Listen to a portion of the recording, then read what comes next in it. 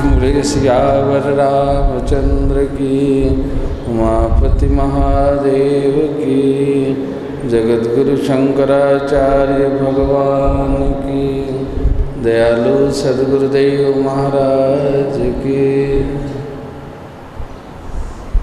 परम प्रेमी गुरुमुख सत्संगी प्यारे बंधुओं, गुरु भगवान की ये पाठशाला इसी तरह से निरंतर हमें कुछ सीख देती है, यहाँ से कुछ उपदेश मिलता है। महापुरुषों के सामने हम बैठे हुए होते हैं, उस पीठ की तरफ से हमें निरंतर उपदेश झड़ता है और हमारा मन हमारी साधना के द्वारा, हमारी सेवा के द्वारा कितना सरल बन पाया है, उस पर निर्भर करता है कि उस सीख को हम कितना अपना पाते हैं, हम कितना उसको ले पाते हैं। हमारे दिमाग में वे महापुरुष हमारे आदर्श बन के ये चार महापुरुष बैठे हुए हैं, उनकी करनियाँ, उनके कथन हमें निरंतर दिमाग में उमड़ते रहते हैं कि उन्होंने कैसा किया। वे एक ऐसा कीर्तिमान बना गए, एक ऐसा स्टैंडर्ड, एक मापदंड रह गए जिनके सामने हम बैठते हैं। पूजा क्या है? जैसे कोर्ट में हाकिम के सामने कोई अपराधी, कोई मुजरिम हाजिर होता है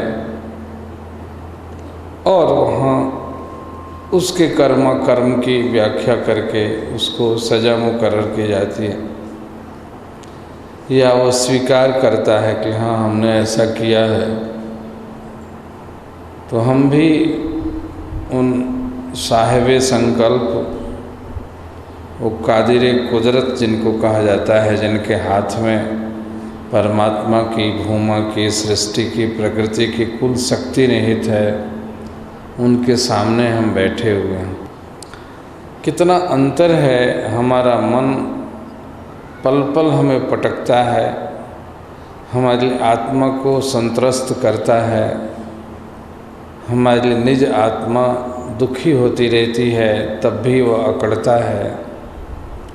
और उन महापुरुषों ने उस मन को जीता, उस मन को रौंद डाला।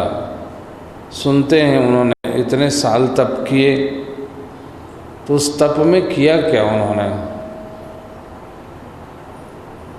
मन के विपरीत चले। भूख लगी होगी लेकिन नहीं खाएंगे, सर्दी लगी होगी लेकिन हम कुछ नहीं ओढ़ेंगे।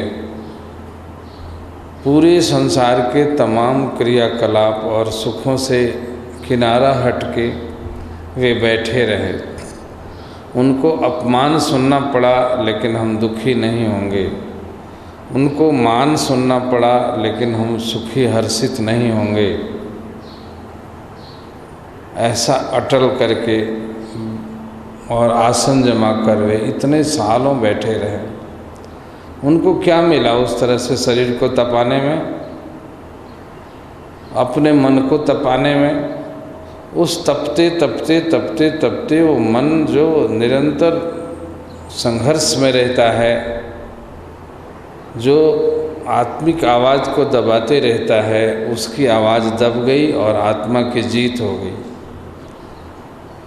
इसीलिए हम लोग जयकारे लगाते हैं, बोल सद्गुरु भगवान की जय, श्री परमहंस दयाल महाराज की जय, श्री नंगली निवासी भगवान की जय। जय कहते हैं जीतना को, कि वे जीत गए या वे जीत जाएं और हमारा मन हार जाए। कैसे जीते? आज सुबह याद आ रहा था कि कह लेते होंगे, परमहंस महाराज जी के पास वे गए, नंगली सरकार कितने साल बीत गए उनकी आज्ञा पर तप करते करते करते करते। एक दिन इच्छा ही हुई, और इच्छा भी हुई उनके दर्शन करने की। वो दर्शन करने गए और उन्होंने धुतकार दिया, कहा कि नहीं, दर्शन नहीं मिलेगा, बिना आज्ञा के क्यों आया, कहो अभी लौट जाए। 250-300 किलोमीटर पैदल गए और 1 मिनट में कह दिया कि नहीं मिलेगा। कल्पना करो उनका मन कैसा बन गया था तपस्या से, भूखे मार डाला था, हड्डी लग गई थी, आंखें धंस गई थी। कहते हैं कि लोग बैठे होते थे पेड़ के नीचे जब तप में, तो पेड़ से चिड़िया आके उनके सिर के बाल ऐसे ऐसे नोचती थीं और उनके कंधों पर बैठती थीं, और वज्रासन में एकदम बिल्कुल हिले नहीं, मन को रोके बैठे हुए थे। नहीं संकल्प आने दूंगा, यह सने सुस्य तुम्हें शरीरम, उस दुष्प्राप्य बोधि को जब तक प्राप्त नहीं करूंगा तो इसी आसन में शरीर सुखा डालूंगा। क्या कमाल लोग थे। इस मानव काया में जिनको हम माला पहना के, जिनको हम देखते हैं, सुनते हैं, गाते हैं, कभी रुक के सोचते हैं कि वे कैसे थे। और उनको लौटने को कहा, कुछ नहीं, एतराज नहीं, भगत को एतराज करने का हक नहीं है। उन्होंने खबर भिजवाई कि केवल दर्शन एक झलक कर लूँगा फिर लौट जाऊँगा, हुजूर को कह दो कि दर्शन दे दें। और वो कैसा कीमती दर्शन था उनका। अब वह दर्शन कैसा होगा, 10 सालों में जिनके दर्शन को लिए आंखें बंद करके उनका रूप देखते होंगे, उनको एक झलक देखने के लिए कैसी तड़प होगी। और बुला दिया, खिड़की से कहो आके देख ले, यहाँ अंदर आने की इजाज़त नहीं है। बाहर गए, मुंह सूखा हुआ, बदन दुबला। बोले क्यों आया तुम? कहने लगे कि महाराज कोई पैसे कुछ चढ़ा गया था, सोचा कि कोई चुरा लेगा, इसलिए आपको देने आया हूँ। मन ने बहाना ही किया। तो बड़े बेवाक से कहते हैं कि फेंक दो अंदर कमरे में पैसों को और चला जाओ वापस। वापस अंदर फेंक दिया फर्श पर पैसे। फिर थोड़ी लालच और हुई कि कोई प्रसाद मिल जाता। अब बताओ, प्रसाद खाता है आदमी, प्रसाद के बहाने मिठाई मिलती है और लड्डू मिलता है, तमाम लजीज चीज़ें मिलती हैं। वहाँ भी मन को तोड़ना है, वहाँ भी मन चालाकी करता है। वो प्रसाद लेने के बजाय, प्रसाद हमारा मन जो है वो प्रसाद नहीं लेता, वो अपने मन का पोषण करता है। वो महाराज जी कहते थे कि तुम प्रसाद लेने आते हो। महाराज जी का जब भोग लगता था तो हम लोग बाहर, कई लोग खड़े रहते थे। जब तक उनका भोग नहीं लग जाता था तब तक वहाँ लंगर में खाना नहीं चलता था, ऐसा नियम था, मर्यादा है। वो कई बार सोए हुए हैं, परीक्षा के तौर पे सो गए। तब तक हुआ कि अभी तुम्हारा जगह ही नहीं है, 12 बज गया, 1 बज गया, तब भी कोई खाएगा नहीं। यही तो तप है। भूख लगी होगी लेकिन हुजूर नहीं खाए हैं। तो ये बाहर में ऐसे खड़े होते थे लाइन लगा के। उधर से जब थाली आती थी तो उनकी थाली क्या थी, ऐसे उबले उबले 2-1 सब्जियां होती थी, तो चम्मच चम्मच लेते थे। तो कभी कभी हंसते थे, कारण कि वो तो मन को देखने वाले थे ना। मन कब कहाँ चालाकी करता है पूजा और करता है हरामीपना, करता है दर्शन और दर्शन में करता है मुख्य शैतानी, लेता है प्रसाद और प्रसाद खाने के बहाने अपने तृषा को पूरी करता है। सब जगह चालाकी, सब जगह चालाकी। ये धूर्त न जाने कितने जन्मों से लगा हुआ है और अभी भी लगता है। एक एक डेग चालाकी ही चालाकी, चालाकी ही चालाकी। और हमारा मन पता नहीं चलता कई बार, जिसका कहते हैं जो हहीं सबके लखी बिरल नहीं पाए, जाने ते छिजहि कछु पापी, क्या जान न पावहि जन परितापी, विषय कुपथ्य पाई अंकुरे, मुने हृदय का नर बापुरे। ये मन हमारा चालाकी कर रहा है, मेरी आत्मा को दबा रहा है, ये दुर्गुण से भरा हुआ है, ये दुर्बल है, लेकिन हमारा मन नहीं मानता है उसको। चूँकि वही डोमिनेटिंग है, वही ज़्यादा ऊपर सशक्त होकर हमको नचाता है और हमारी बुद्धि को कमज़ोर कर बैठा है, वहाँ भूत बन के बैठा हुआ है। जो गलती कर रहा हूँ उसको भी कहता है, सही की मुहर लगा देता है फटाक से। और उन महापुरुषों के साथ में प्रसाद मिला तो क्या दिया प्रसाद गुरु ने कि कहा चावल का टुकड़ा लाओ, मिठाइयाँ पड़ी हुई थी, बड़े बड़े राजे महाराजे उनके शिष्य थे, और क्या लजीज चीज़ें थी। कहते हैं कि 2 थो चावल का टुकड़ा लाना, 2 दाना चावल का, और वो ले आके ऐसे ओठ से लगाया, कहा के दे दो, प्रसाद तो हो गया ना। और उसको प्रसाद को भी कितना अमृत स्वरूप माना और लेके चले आए लौट के। अब वो प्रसाद तो वो गुरु के चलते दर्शन के लिए इतने मन को मारा उन्होंने, तो कितने बड़े महान बन गए कि आज 100 साल बाद सारी दुनिया में धूम मची हुई है। वह तुक्ष प्रसाद को पाके मन ऐतराज नहीं किया, ऐतराज करता तो तुरंत ही सजा दे देते हुए। क्या कमाल कि गुरु महाराज की मौज में तू दखल देगा तू। और वैसे लिए हुए सिर झुकाया, कहा कि महाराज सतवचन जाता हूँ, भूल हो गई। उस मन की दशा पर हैरानी होती है, रुलाई आती है कि बाप रे, यहाँ तो मन तुरंत तुरंत संघर्ष करता है, तुरंत तुरंत विपरीत, तुरंत तुरंत विपरीत, एक एक बात में उल्टा विरोध, और लिहाज नहीं भी करता है तो भीतर से वो तो काट देता है मन को। क्यों, इनकी तो आदत है ऐसे कहने की। उस तरह से स्वीकार करके गए, भूख को मारा, मन में लगा होगा कि खा के क्या करूँगा, जब खाना देने वाले को यही मंजूर है कि मुझे एक दाना दे दिया उन्होंने, और लौट के चले आए। आज उनके चित्रों को इतना प्रसाद चढ़ता है, इतना प्रसाद चढ़ता है कि नंगली साहब में जो गए हैं उन्होंने देखा होगा, ट्रक का ट्रक मिठाइयाँ आती हैं दुकान पर और सारी मिठाइयाँ बिक जाती हैं। 50,000 आदमियों ने वैसे प्रसाद चढ़ाया, और वो 2 टुकड़ा जो है आज पूरे संसार में धूम मची हुई है, जय जयकार हो रहा। मन को मारा उन महापुरुषों ने। इतना ही हम सोचते रहें बैठ के इन प्रार्थना के क्षणों में, इन सत्संग के क्षणों में। ऐसे जब हम बैठा करते हैं, ये समय बड़ा एकांत समय होता है, बड़ा हमारे आत्मनिरीक्षण का समय होता है। 24 घंटा हमारा मन हमारे ऊपर चढ़ा रहता है, सुबह से सोए से लेके सोने तक से जगने तक से ये हर वक्त पटकता है, हर वक्त संकल्प में बंदर जैसा नाचना चाहता है, हमको पता नहीं चलता है। और वो गुरु जो जागृत आत्मा है देखता है कि मन बंदर बना हुआ है, नाच नाच के कैसे कैसे करता है, क्या करा रहा है, इसको करना क्या चाहिए और कर क्या रहा है, वह देखता है। उसकी निगाह से बचा हुआ नहीं है, लेकिन ये करेगा। जानता है कि हम जो कर रहे हैं सो कोई जानेगा थोड़े, कोई देखेगा थोड़े। तेरे भीतर में बैठा हुआ तेरी अंतरात्मा पर उसकी छाप पड़ रही है।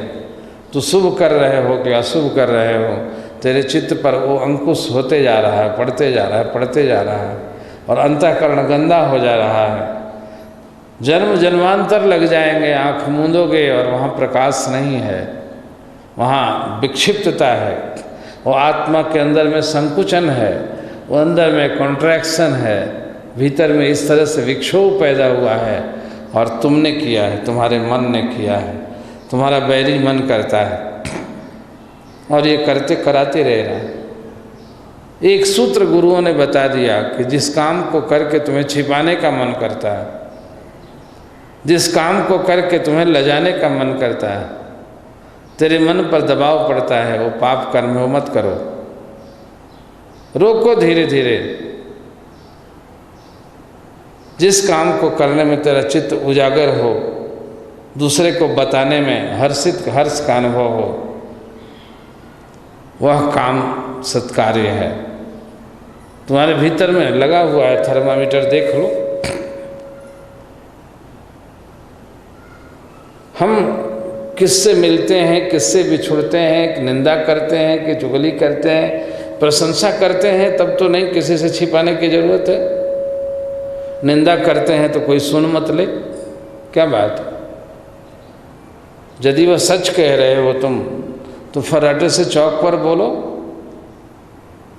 और यदि निंदा करते हो तो उसको मन संकुचित हो रहा है ना, मन भारी हो जाएगा। अब आजकल फ़ोन का ज़माना है, फ़ोन आ जाता है किसी का, किसी संत का आ गया कि हाँ महाराज आप कैसे हैं, कहाँ, बड़े अच्छे हैं। और किसी यार दोस्त का आ गया, उस समय छिपा लिया जाता है। उस समय छिप के यहाँ बैठे हैं तो उतनी दूर जाके बात करते हैं। क्यों? तुम्हारा मन तो बता दिया कि तुम गलती कर रहे हो ना, इसका मतलब क्यों छिपाया? छिपाने की कौन सी बात है भाई? छिपाया तो मन बता दिया, लेकिन उसको रोक नहीं सकेगा, कमज़ोर है मन, वो गिर रहा है दिनों दिन, ऊंचा नहीं उठ रहा है। हर काम, कोई बात करना, कोई काम करना, कोई खाना, कोई सोना, कोई कुछ भी करना, यदि छिपाता है, छिपाने का मन करता है तो उसको रोको ना। नहीं रोके तो किसी दूसरे का नहीं बिगड़ेगा, वो भीतर में खोखला हो रहा है, खोखला हो रहा है, आत्मबल कमज़ोर हो रहा है। रूहानियत से दूर जा रहे हो तुम, भगवान की सत्ता से दूर हो जाओगे, वंचित हो जाओगे। संसार कमा लोगे, संसार मिल जाएगा, 10 वाहवाहियाँ मिल जाएंगी लोगों की, लेकिन परमात्मा शाबाशी नहीं देगा तुमको। गुरु तुम्हें शाबाशी नहीं देगा, उसकी अंतरात्मा की आवाज़ तुम्हें कहेगी कि तू धूर्त है। उसका आशीर्वाद लेने के लिए निष्कपट बनो। अभी कह रहे थे कि मोहि कपट छल छिद्र न भावा, मोहि कपट और छल छिद्र मुझे नहीं अच्छा लगता है।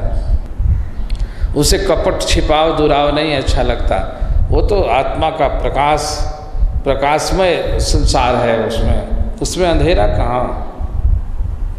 इसलिए आध्यात्मिक बनने के लिए, श्रद्धालु भक्त बनने के लिए, संत बनने के लिए बड़े बड़े लोगों ने ऐसा ही किया। लोगों ने तो सुधारने वालों की कहानियाँ ऐसी ऐसी भरी हुई हैं कि अपने कमजोरियों को उजागर कर दिया। गुरु महाराज कहते थे कि आज दुनिया जानती है कि तुलसी संत बने कैसे? औरत के ताना देने से। अब बताओ, औरत ताना दे और मारे तो कोई ला जा के छिपाता है, कहता है कि अपना हारा और मेहरी का मारा। ये किसी से नहीं बताया जाता है, लेकिन उसकी मेहरी ने मारा। वो रात में चले गए, कैसे कैसे गए। और आदमी का मन है ना, बड़ा बेईमान है, अच्छा से अच्छा है और घटिया से घटिया है। गंदा तो इतना है कि कुछ कहा नहीं जा सकता, और पवित्र इतना है कि कितना कोमल है। संसार के लिए ऐसे धर्मात्मा पुरुष को देखा, पेड़ों के नीचे पेपर में पढ़ लिया कि वहाँ लड़की जला दी गई, वहाँ किसी को कुछ हो गया, और रात भर सोएंगे नहीं, खाएंगे नहीं कि हाय परमात्मा कैसा खराब समय आ गया।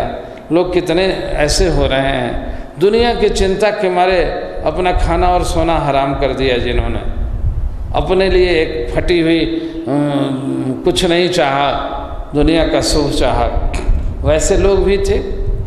ऐसे स्वार्थी और प्रपंची लोग भी हुआ करते हैं। तो तुलसी के इस बात को हर कोई जानता है। कहते हैं मैंने चाखा राम रस पत्नी के उपदेश। पत्नी कोई संत थी क्या कि उपदेश देने गई थी? पत्नी लजाई कि आधी रात में बेईमान इतना ज़्यादा आसक्त है ये कि अभी तो घर से, अभी ससुर नैहर से आए हैं अपने माँ के घर, और एक दिन नहीं रहा गया, इसको भाग के रात में आ रहा है, मुर्दा लांग के आ रहा है, सांप पकड़ के कूद रहा है, और कूद के गया तो देख के हैरान हो कि घर वाले कहेंगे तो कहेंगे कैसे आ गया रात में ये जमाई साहब, तो सवेरे मेरी निंदा होगी, लोग हंसेंगे। इसलिए उसने कहा होगा कि अरे हाड़ चाम हाड़ मांस की देह ज्यों तामे ऐसी प्रीत, अरे होती ज्यों रघुनाथ से तो न होत भवभीत। ये इस हाड़ मांस के लिए क्या करते हो? और इससे ऐसी प्रीति, इतनी प्रीति रघुवीर से, रघुनाथ से, परमात्मा से होती तो संसार का भय खत्म हो गया होता। बस ये कहा और लग गई बात। तुरंत प्रणाम किया कि देवी सचमुच अब रघुनाथ से ही प्रेम करूँगा। और वे जाके इतने बड़े संत बन गए। और संत बने तो संत का मतलब यही है कि अपने दुर्गुण को, अपना कोई अच्छा काम तो बड़ा कहने में लगता है, अपनी बुराई नहीं कोई कहता है। और उन्होंने खोल के कह दिया कि मुझसे कौन कुटिल खल कामी, मैं तो कुटिल हूँ, खल हूँ, मैं कामी हूँ। और मैं ऐसा बदतमीज था कि मेरे जैसे लोगों को भी ऐसा ऐसे ताना मिला तो मैंने राम की भक्ति की, ऐसा किया। तो कहते थे कि उसने खुद जनाया होगा ना, बड़े बड़े लोगों ने वैसा ही किया। मन हरदम ही दबाता है हर संकल्प को, एक एक डेग पर, लेकिन विवेक कमजोर है। यहाँ भजन तो करता नहीं है, सेवा करता नहीं है। महाराज जी क्या करते थे कि ये आरती सुबह शाम जो करते हो, इसको भी टालने की आदत लग गई। हम लोग तो 2 घंटा बैठ के कीर्तन करते थे, आश्रम का और काम बंद हो जाए, लेकिन एक एक आदमी, बड़े लोगों की ऐसी निगरानी थी। महाराज जी कहते थे कि यदि कोई आरती में नहीं बैठा हो, उसका नाश्ता बंद कर दो, उसका खाना बंद कर दो एक शाम का। संसार से छूट के आदमी गुरु महाराज जी की शरण मिली। जो न तरे भव सागर ही नर समाज अस पाए। इतना अच्छा समाज, इतना बढ़िया पाठशाला, इतने अच्छे शिक्षक, इतने बड़े बड़े सिद्धों का दर्शन सुबह शाम कर रहे हैं, जिन्होंने मन को कितना मारा, कितना मारा, कितना मारा। और हम रात दिन उसको जिलाने में, पालने में, पोसने में उसको लगे हुए हैं। ये लानत तो करनी चाहिए अपने मन को कभी सामने बैठ के कि प्रभु मौसम कौन कुटिल खल कामी, मैं ऐसा हूँ और आपका कहलाता हूँ। आज नहीं तो कल थोड़ा ठीक हो जाऊँ, परसों थोड़ा ठीक हो जाऊँ। ये प्रार्थना करनी चाहिए। विनती और प्रार्थना करिए। स्कूल कोई ट्रेनिंग के लिए नहीं कि कोई हम प्रशिक्षण कर रहे हों। बहुत सारे लोग तो पाठ करवाते हैं, क्या करते हैं, कैसे कैसे, वो भी अच्छी बातें हैं, वो पाठ में भी संदेश है। वो तो या तो वो संदेश है या एक आइडियल बन के महापुरुष बैठे हैं, उनके जीवन से संदेश लें। यदि बाल भाव से, शिशु भाव से और निष्कलुष होके यदि यहाँ भी बैठेंगे तो वो ग्रंथों का ही सूत्र, ग्रंथों का ही तो जीवन जिया इन महापुरुषों ने, और वो हमें कुछ सिखाएंगे, कुछ कहेंगे। और उसका सूत्र यही है कि अपने मन के मते न चालिए, ये पक्का जमदूत ले जाए मझधार में और जाए हाथ से छूट। ये मझधार में ले जाएगा और ये तुम्हारा कभी किसी का हुआ नहीं है। मन जो है वो ढकेल के गिरा देगा और तुमसे गलती करा देगा और बगल में जाके हंसेगा भी, चिढ़ाएगा भी कि अब डूबो और मरो। ऐसा है, इसलिए मन के मते मत चलो, गुरु मत से चलो। गुरु जैसा करता है उसके मुताबिक चलो, उससे डरो, परमात्मा से डरो, अपनी आत्मा से डरो। आत्मा धिक्कार रही है और फिर भी तुम वही किए जाओगे। इसलिए एक ना एक दिन बेड़ा डूब जाएगा, गर्क हो जाएगा। इतना अच्छा चांस मिला, इतना अच्छा समाज मिला, इतनी अच्छी राहबरी मिली। नाज करना चाहिए कि हमें जो मिला है वहाँ किसी को नहीं मिला। परमात्मा ने, मेरे नसीब ने, मेरे किसी जन्म के पुण्य ने यहाँ पहुँचा दिया तो हम ठीक बन जाएं, देवता बन जाएं, गलतियाँ कम करें तो उसको सुधारने के लिए पश्चाताप करें और हृदय को हल्का करने वाला काम करें।